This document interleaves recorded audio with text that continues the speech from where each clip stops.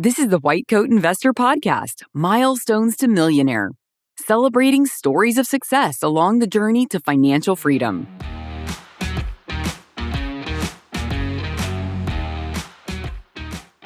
This is Milestones to Millionaire Podcast number 193, Social Worker Becomes a Millionaire. Southern Impression Homes takes owning rental property to the next level with their innovative 2.0 approach, focusing solely on new construction investment properties. Single-family homes, duplexes, and quads in high-growth markets of Florida. They handle every aspect of the process with expertise and efficiency, including financing, insurance, and property management. To learn more about Build to Rent, visit whitecoatinvestor.com/Southern Impression Homes or call 904-831-8058. Welcome back to the podcast. It's been a week, but it's been a lot longer than that since you've heard from me. In fact, this is the first podcast I've recorded since I fell.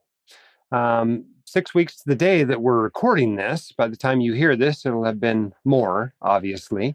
And thanks to everybody for all the kind words you've reached out to me. And it's just been really nice to feel everybody's support and prayers and karma they're sending my way.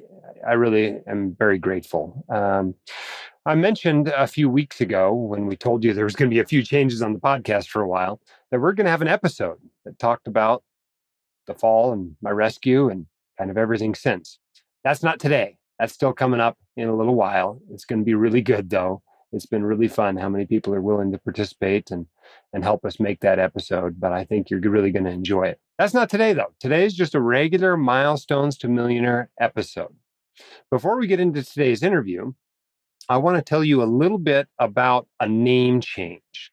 We have a partner that used to be called New Retirement.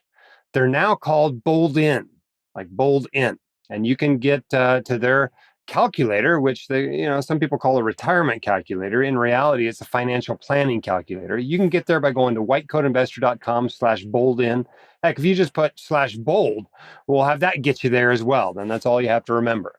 You can also get there by going to our recommended tab and going down there and going down to retirement calculator or financial planning tool or whatever, and you can check that out. But this, there's lots of tools out there. We think this one is particularly good. We think it's very helpful. It's not particularly expensive and even has a free version that you can check out to see if you want to get the more premium version. But it gives you a chance to evaluate your savings and investments and projected earnings to really take a full picture analysis of your situation and help you to develop a reliable financial plan and establish a clear path to the life you want with those comprehensive planning tools that you just don't see with most software out there.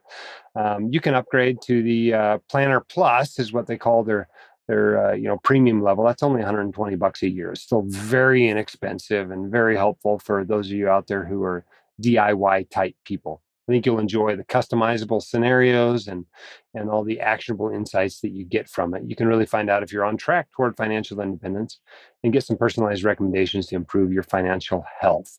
And obviously, this is the sort of thing, if you were paying somebody to do this for you, a non-software solution, you'd be paying thousands, but can get it for free to very cheap, going to whitecoatinvestor.com/boldin. All right, stick around after this interview. It's a pretty great interview, number one. It's one of my favorite people I'm interviewing. But stick around afterward. We're going to talk about health insurance and early retirement. Let's get into the interview. Cindy, welcome to the Milestones to Millionaire podcast. Thanks. I'm happy to be here. Tell us what you do for a living and how far you are out of school. Well, currently, I am the director of sales for the White Coat Investor. Previous to my 10 years that I've been working here, I was a social worker. I graduated with my MSW in 2011. 2011. And you are married with children? That is true. I have 4 kids, ranging in age from 22 down to 14. Okay. And tell us what your husband does for a living. My husband is a filmmaker. He graduated with his master's in fine arts in 2009. Okay. And tell us what milestone we're going to be celebrating today. So we're celebrating that we reached the $1 million in net worth without our home equity last year. Awesome. $1 million in investable assets. Congratulations. Yeah, we're pretty excited about it. A millionaire is this term out there in the world, right? That is often even vilified, right? What were your thoughts on millionairehood as you approached and exceeded this milestone? Well, you're right. And that it's always felt like this huge thing. But then when we became millionaires, we realized that it wasn't that big of a thing. We don't feel overly wealthy, and it doesn't feel like enough money to really do anything with. But we were excited to be able to reach that milestone. Okay, so what's your range of household income been between leaving school and now? We started tracking it specifically about 8 years ago. So our range of income in the last 8 years has been between 160 and 475,000 a year. Okay, so quite a range there. Some great years and some years that were still pretty good, but not incredible. Yeah, I think if we went back all the way to when we first graduated from school, we'd get closer down to about 30,000 a year. So it's been a pretty wide range. Yeah. So those, it's interesting. As you get into, I call them doctor-like incomes, these multiple 100,000 incomes. One of the big shocks people have, especially if they've lived on much, much lower incomes, is the tax bill. What do you think the first time you had to pay the tax bill on multiple $100,000 worth of income? Yeah, it's a hard pill to swallow for sure. And our first goal, and the reason why I started coming to work for the White Coat Investor, was to pay off student loans from my husband's graduate school. And we actually postponed paying off those loans for a couple of years after we could have paid them off in order to invest more money into our retirement accounts so that we could lower that tax bill. Yeah. So we were all excited to pay off those student loans until we realized that it was going to be smarter for us to hold on to them a little bit longer and get our tax bill to be lower. Tell us about your investments. What do you invest in? Yeah, so we currently are investing. We have a pretty boring portfolio. We invest in the total stock market index fund, the total bond market index fund, total international stock market index fund, and the Vanguard real estate index fund. That's it. That's it. That's all your investments. And That's all we're invested in. what accounts do you have that money invested in?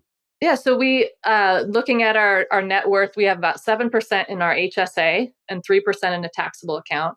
We currently have 4% in a high yield savings account, and then the rest is in our 401ks and Roth IRAs. Okay, so almost all in retirement accounts. And okay, and what about debts? Tell us about any debts you might have now. We currently just have our mortgage on our home that we're living in, is the only debt that we have. And it's still worth more than the mortgage, I hope. It is still worth more than the mortgage. We have about 400,000 in home equity there. We owe about 200,000 on that house. Okay. What do you calculate your savings rate ever? Have you ever calculated how much of your income you've saved over the last few years? We do calculate our savings rate.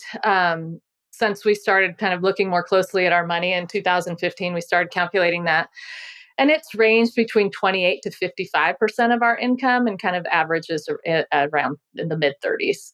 Mid 30s. Okay. Well, congratulations. That's an impressive savings rate. And as you've realized, you build wealth quickly when you're saving that much money. Yeah, for sure. What advice do you have for other people that want to be millionaires? Well, when looking back at our journey of starting out very poor, coming out of graduate school, I think what we found really helpful was listening to Dave Ramsey. I used to, before working for the White Coat Investor, I commuted into the office 45 minutes each way, and I would listen to a Dave Ramsey episode each way. So that certainly keeps you on track and keeps you fired up. While we were working on paying off our student loans, we did the envelope system. We dealt only in cash, and that's how we budgeted to make sure that we had all the extra money that we wanted to throw at those loans. So that certainly has been a secret to success. It's been a little more challenging now that we have more money to stick well to a budget, and we're still working through the challenges of that now that there's more income to spend to make sure that we're still meeting our goals. What do you think's the biggest money disagreement you've had over the years? Currently it's our grocery bill. So it's now living at our house as a husband and two teenage boys, and we disagree a bit on how much should be spent on groceries. Huh. Who's the one that thinks more should be spent? Well, definitely the husband and the boys think more should be spent on groceries and better food. Then I'm much more frugal in that regard. Interesting. But other than that, we've been pretty much on the same page. I'm definitely the one that manages the money and then is more interested in learning how to manage the money. So he does sort of let me make some of those decisions. But we both were pretty excited about getting out of debt and investing in a way that lowered our fees and made it simple for us, especially should he have to take it over, that it's pretty simple for him to take over. Yeah. Now you've got two teenage boys at home. You've got two out of the house. What lessons do you feel like you're teaching to your children about money? Well, you know what? When we had all four of our kids when we paid off our student loans, and that was a big deal, one that we talked about a lot with our kids. They understood that we were living more frugally because we wanted to pay those off. So when we did pay off our student loans in 2017, we celebrated with a big dinner at a hibachi restaurant here in town, and then followed that up with a trip to Disneyland, which was amazing. We spent 5 days in Disneyland. Anything the kids wanted to buy, we bought it for them. They just like their eyes were huge. They couldn't imagine that we were actually buying all those Mickey Mouse pretzels and the churros and whatever they wanted, we bought it for them. And they were all old enough to remember this experience. So that was really special. And we told them that it was like, we're doing all we can to get you through your undergrad without any student loan debt. And they've seen the pain that student loan debt can have when you're starting out with your family. And so I think they're learning that lesson well. And we have two kids in college now, and we talk a lot about limiting your expenses and being able to get through that without any debt. So they're learning that lesson, and they've watched us budget pretty rigorously. And we talk about money a lot in our house and making sure that we spend it on things that we value. So I'm hoping those are lessons that they're taking away. Very cool. And I think a lot of listeners are probably taking those lessons away as well, because they are valuable lessons. Anything else you'd add that you think would be useful for somebody else that wants to do what you've done? Maybe they're not a doctor. Maybe they have some other profession. Maybe they're a social worker like you, but still want to be financially successful. What tips do you have for them? Yeah, I mean, my husband and I were just discussing this the other night. His business has been a little bit slow this year, and talking about where we can kind of cut back in our budget and make sure that we're being wise. And we both said, you know what? It's just easier when you have more income. So spending more time figuring out how you can increase your income is well worth it. It does make everything else easier if you can just bring in a little more income. The less income you have, the bigger difference it makes to increase that even a little bit, which makes it easier for someone like a social worker that's not making a lot of money. The other advice I would give is just to be really intentional. I mean, we could have had I not come to work for the White Coat Investor and we were still living off a social worker filmmaker income, we could have still had this success. It wouldn't obviously have come as early as it did, but just being intentional with how you're budgeting and making sure you're spending what money you have in a way that brings you the most joy. Well, thank you for coming on the podcast and sharing your story. And perhaps more importantly, thank you for spending the last 10 years with us here at the White Coat Investor. You've been an integral part of our success, and we're very grateful. Thank you. It's been a joy. It's been fun to watch the company grow and be able to make a difference in so many people's lives. And I'm happy to be a part of it. All right, that was a fun interview, wasn't it? We've occasionally done something like this with somebody near and dear to our hearts. Cindy obviously is. She was the first WCI employee. And yes, her background was social work. And obviously, that's not what she's doing right now. She doesn't work quite full time for us, never has, actually. And it's been pretty wild to see what people can do, no matter what their profession, no matter what their background or training, when they actually pay attention to their finances and stick with it for the long term. And they've been very successful. We're very proud of them, and hope that lesson can be used by doctors and non-doctors alike to provide a little bit of inspiration that you too can be a millionaire. You too can be financially successful. You too can increase your income, increase your savings rate, and really make a difference in your financial life and that of your children, if any. All right, I promised you at the beginning we were going to talk about health insurance and early retirement. And, the first question I have anytime we talk about this is, what's so freaking special about health insurance? Nothing, right? There's all this stuff you got to buy in early retirement. You got to have a place to live. You got to have food to eat. You may want to do some traveling. I ask you, what's so special about health insurance? But everybody gets all out of whack about health insurance because they're like, oh, I can't retire. I won't have any health insurance. Well, that might be true. You might not have enough money to retire unless somebody gives you health insurance. But the truth is, it's just like any other expense, right? You go figure out how much it costs and you determine if you have enough money to retire, including paying for that expense, or you don't, in which case you got to keep working. I'm sorry, that's the way it works. So it's really not that different from your groceries and your housing and your gasoline and your cell phone bill. Yes, it's expensive. Don't get me wrong. This is part of the issue is people get sticker shock when they find out what health insurance actually costs. And part of the issue is we screwed up. I think this actually started in around World War II, but I think it may have been an additional effect in the 60s or 70s most likely. What happened in World War II is they put wage controls on employers. So they couldn't pay people more than a certain amount. And of course, employers wanted to attract the best talent they can get. So they started offering lots of cool benefits, including health insurance. And since that time in the United States, health insurance has been kind of married to your employer. And there's all kinds of bad effects from this happening. It's really kind of a historical tragedy, actually. But the main one that we're talking about today is that you just don't know what health insurance costs because your employer's been paying 80% or 90% or 100% of the premiums for you for the last 10 or 20 or 30 years.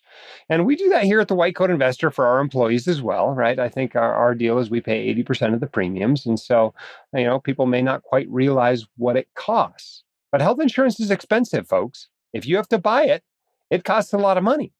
Now, I've been buying health insurance on the open market for the last 14 or 15 years. I've been self-employed in that time period. And guess what? You can just buy this like anything else, like any other kind of insurance. You can just go to a health insurance broker in your area and buy health insurance. That's all you have to Google. Google your hometown health insurance broker, and there's probably a half dozen people ready to help you tomorrow with your health insurance. Our broker happens to be a neighbor, somebody we've been working with for many years, and we were just buying individual policies for a while. And then when the White Coat Investors started having employees, we went to the same health insurance broker, and they helped us buy a group policy for us and all of our employees. And it's not that complicated. For us and our 4 kids, Katie and I and our 4 kids, our health insurance is like $1,200, $1,300 a month, something like that. Now, we're actually in a pretty cheap state, though. Utah, for whatever reason, has pretty low health insurance rates. I've talked to lots of couples in their 50s that buy health insurance on the open market in their state, and it's like $2,500.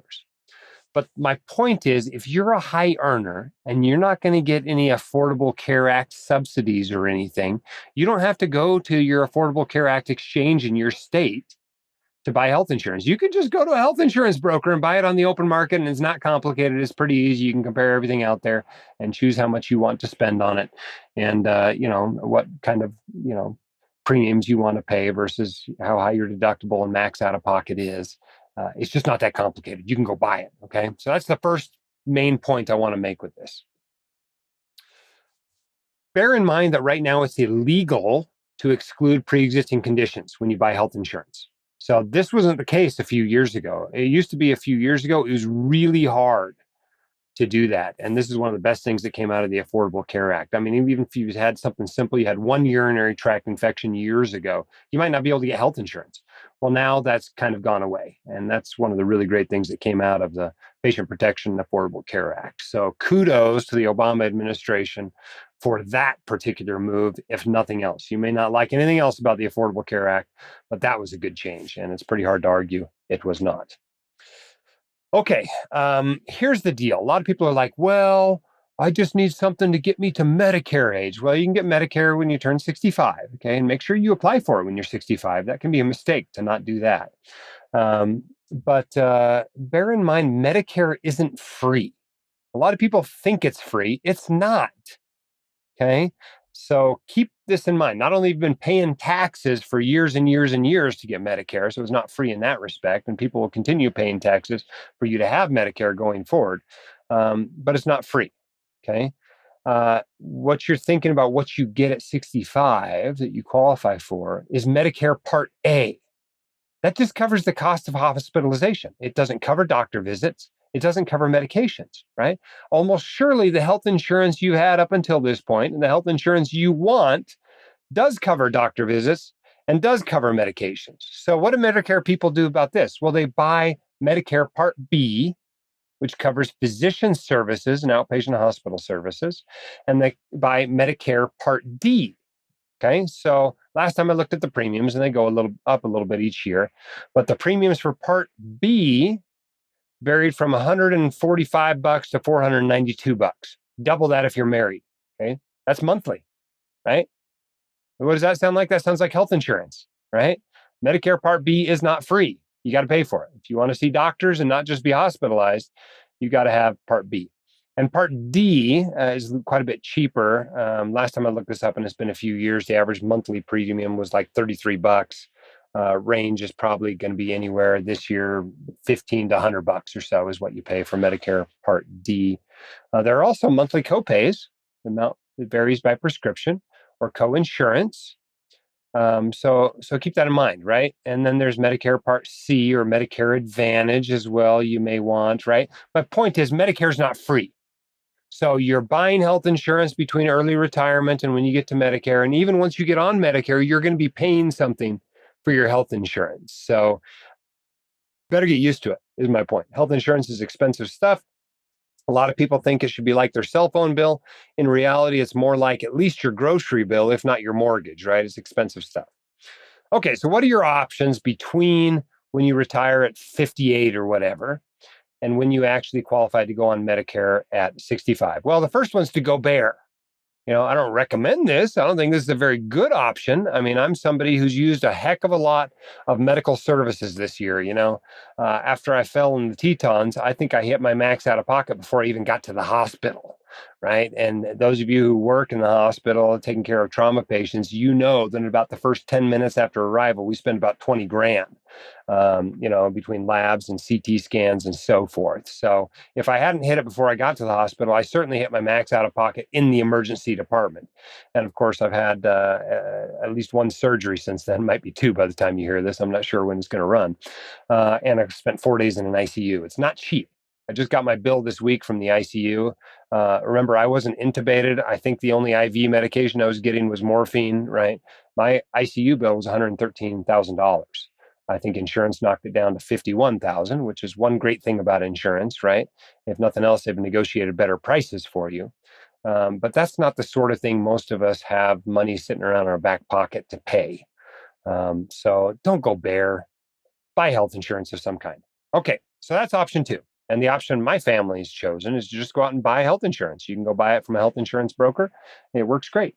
It's not cheap, but once you get over the sticker shock, it's really not that complicated to go do this. There's another option. You can COBRA your employer's health insurance. And COBRA is cool. And, COBRA is very nice, especially for short time periods, bridging gaps.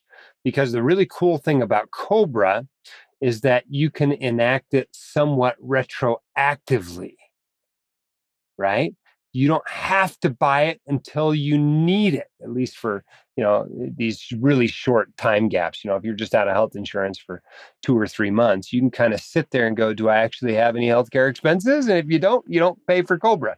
If you do, well, you do pay for COBRA. So what is COBRA? COBRA is paying what your employer was paying for your health insurance. So instead of you paying 20% of the premium, you're now paying 100% of the premium. So when you tell people, I'm on COBRA, the first thing you say is, oh, I hear that's really expensive. Well, it's not really expensive. It's just the price of health insurance. That's what it is. So that's one option. And you can drag that out for a long, long time. You can COBRA, you retire at 62, you could COBRA your employer's health insurance for 3 years if you wanted to. So that is one option.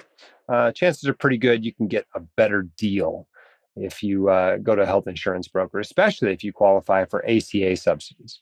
So let's talk about this, right? Here's another option is getting the taxpayer to pay for you or to pay for part of your health insurance. And the truth is the vast majority of early retirees are going to qualify to have the government at least help them, right? And there's lots of government programs out there that can assist you with your health insurance needs. Most of them are based primarily on taxable income. They don't ask why your taxable income is low. They don't care if it's low because you're disabled or because you're lazy or because you're caring for an ill family member or because you're living off capital gains and Roth IRA withdrawals. They don't care. So early retiree millionaires usually qualify for these programs, like Medicaid.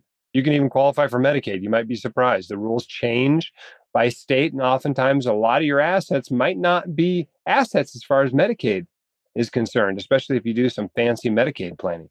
That's probably not going to work for most white coat investor early retirees, but many of them will qualify for a Affordable Care Act or Obamacare subsidy, um, and should look into that. Now, if you want that, you got to buy your health insurance through the exchange, and that can be quite a bit more of a pain than it is just going through a health insurance broker. But you may be surprised by how big of a subsidy you qualify for.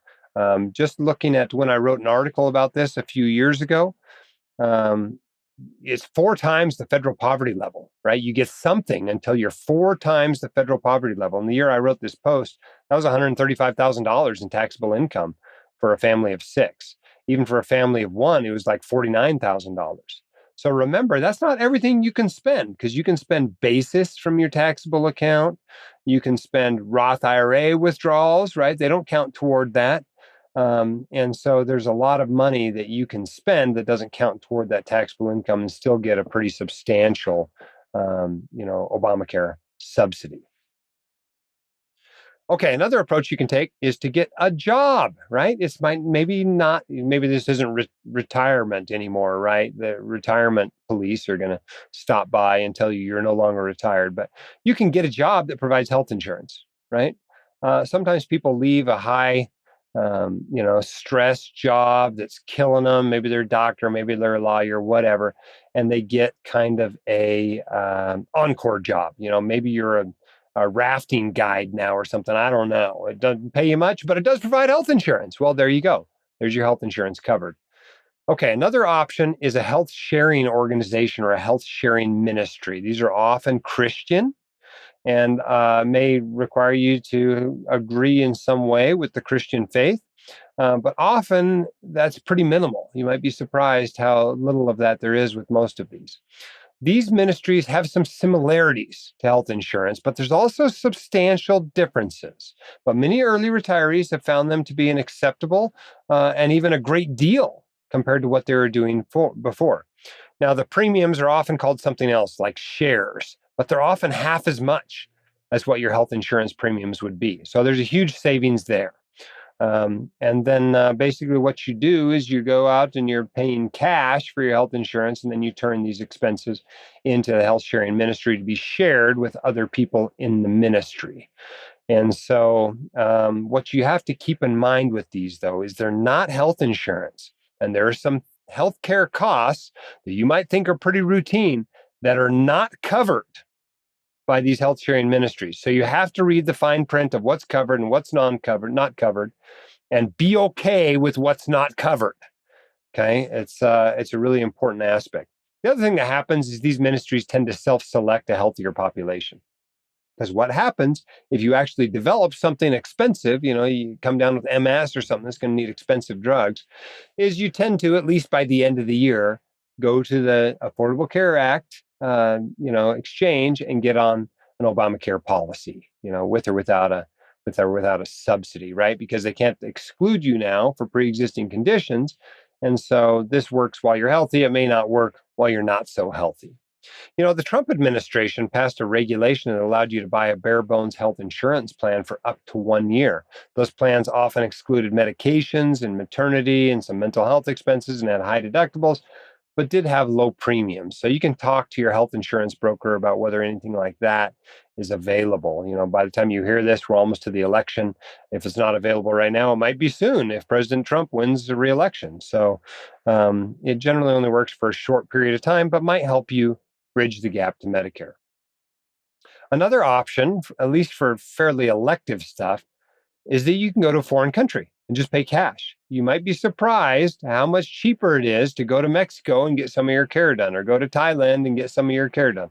But it is an option that some people have taken, at least to help supplement some of the things that they were dealing with, in this country with their healthcare expenses. And maybe you'll even want to move. Maybe you'll go live in Costa Rica or something for retirement, or less expensively Guatemala, and realize that, boy, just paying full price at the hospital is very cheap there. And it might not be the exact same healthcare you're getting here, but the price is going to be right. I'll tell you that.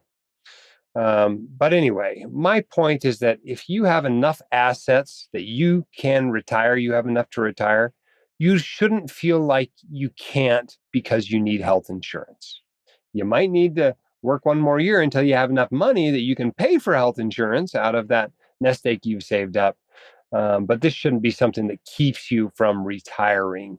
If you're 58 and want to retire, but feel like you can't because you don't have health insurance, you need to look into all your options, because there's a lot of options out there that likely one of them is going to work just fine for you and help you to have some sort of health insurance coverage between now and when you get onto the Medicare rolls. Hope that's helpful to you. All right. Our sponsor, Southern Impression Homes, takes owning rental property to the next level with their innovative 2.0 approach, focusing solely on new construction investment properties. They do single-family homes, duplexes, and quadruplexes in high-growth markets of Florida. They handle every aspect of the process. They're turnkey with expertise and efficiency, including financing, insurance, and property management. To learn more about build to rent, visit whitecoatinvestor.com/Southern Impression Homes or call 904-831-8058. Hope you've enjoyed this episode. You can come on these episodes. We'd love to have you on these episodes. And you can sign up whitecoatinvestor.com/milestones to apply. And what we want to do is we want to celebrate what you've accomplished and use your accomplishment to inspire others to do the same. We're out of time. Thanks for what you do. Keep your head up, shoulders back. You've got this, and we're here to help. We'll see you next time on the Milestones to Millionaire podcast. The hosts of The White Coat Investor are not licensed accountants, attorneys, or financial advisors. This podcast is for your entertainment and information only. It should not be considered professional or personalized financial advice. You should consult the appropriate professional for specific advice relating to your situation.